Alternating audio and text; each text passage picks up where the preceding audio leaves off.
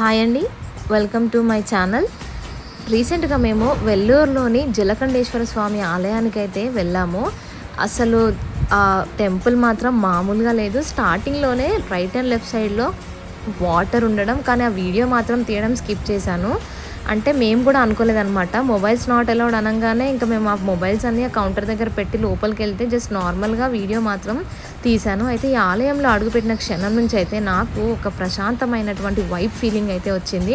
అద్భుతమైన శిల్పకళ, పురాతన చరిత్ర, ఆలయంలోని పవిత్ర వాతావరణం మనసుకైతే ఎంతో ఆనందాన్ని అయితే ఇచ్చాయండి. ఇక శివయ్య దర్శనం అంటారా, ఇక దర్శనం తర్వాత మనసుకు ఒక కొత్త ప్రశాంతత కూడా కలిగింది. ఎలాగైతే ఏంటి అని వీడియో మొత్తం తీయలేకపోయినా బయటికి వచ్చి ఫోటో క్లిప్స్, అలాగే హార్స్ రైడింగ్ మాత్రం మామూలుగా లేదు మా ఎక్స్పీరియన్స్ అంతా. మీరు కూడా ఈసారి వెల్లూరు వెళ్తే ఈ టెంపుల్ని ఖచ్చితంగా దర్శించుకోండి. Thank you.